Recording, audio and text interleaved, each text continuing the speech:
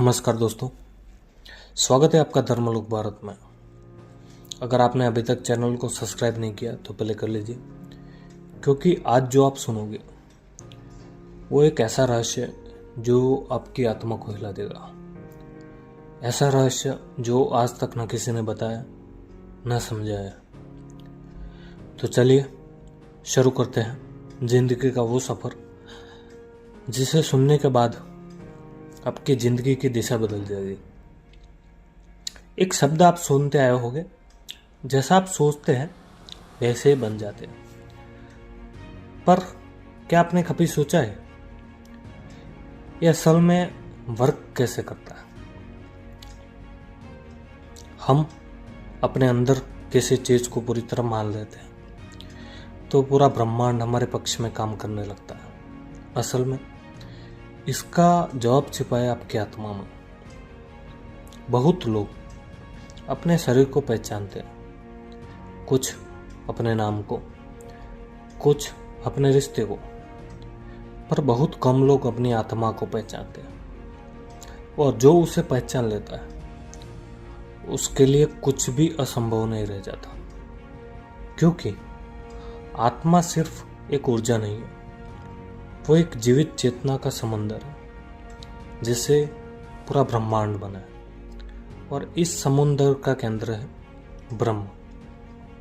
देखो, जब किसी इंसान के भीतर दर्द होता है तो हम कहते हैं उसकी आत्मा दुखी है, पर असल में होता क्या है? जब आपकी आत्मा दुखी होती है तो आसपास की सभी आत्माएं जो इस ब्रह्मांड में है वो कंपन महसूस करती है, क्योंकि हर आत्मा एक दूसरे से जुड़ी हुई है। जैसे एक ही महासागर में लाखों तरंगे।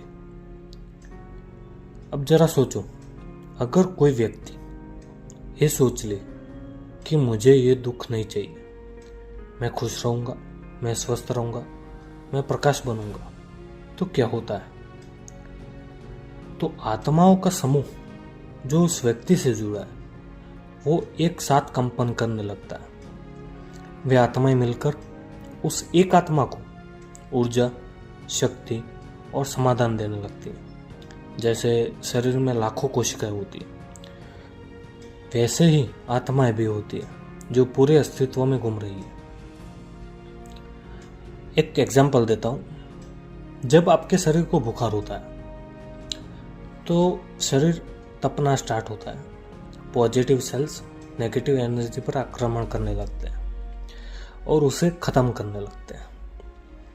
अब इसे ही आत्मा के स्तर पर समझो। जब आत्मा दुखी होती है तो उसे ठीक करने के लिए अन्य आत्माएं सक्रिय हो जाती है। वे तुम्हें मार्ग दिखाती है, संकेत देती है, कभी किसी व्यक्ति के रूप में, कभी किसी घटना के रूप में, कभी किसी विचार के रूप में। पर ज्यादातर लोग इन संकेतों को समझ नहीं पाते। वे दर्द को ही जीवन का सत्य मान लेते हैं, और सबसे ज्यादा गलतियां यही होती है।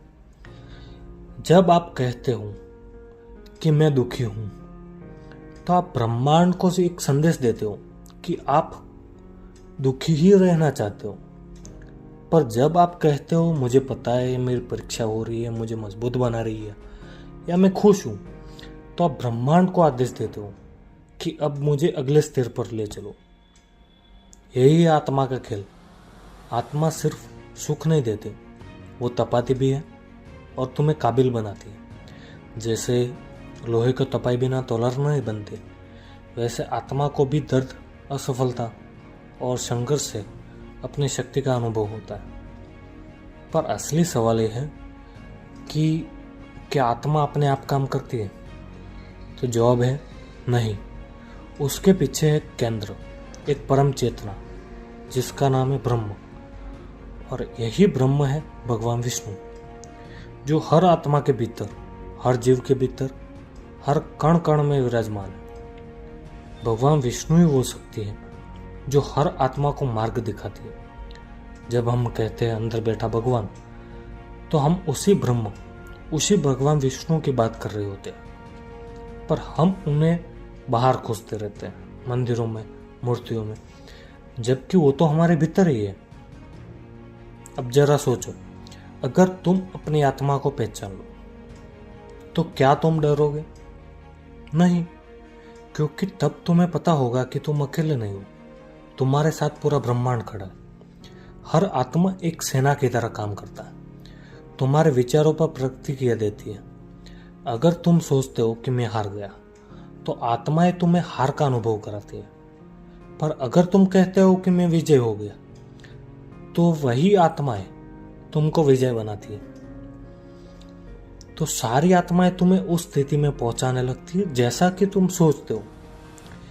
इसलिए भगवान श्री कृष्ण ने कहा, मनुष्य को अपनी आत्मा के द्वारा खुद को ऊपर उठाना चाहिए, उसे नीचे नहीं गिराना चाहिए।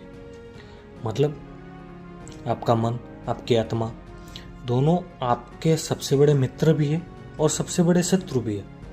ये आप पर निर्भर करता है कि आप किसे नियंत्रण करते हैं।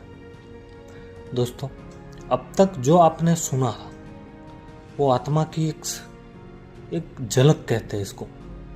आगे हम जानेंगे कैसे आत्मा और ब्रह्म के बीच संवाद होता है, कैसे विष्णु ऊर्जा हर आत्मा को नियंत्रण करती है और कैसे आपकी सोच पूरे ब्रह्मांड को आपके लिए झुका सकती है।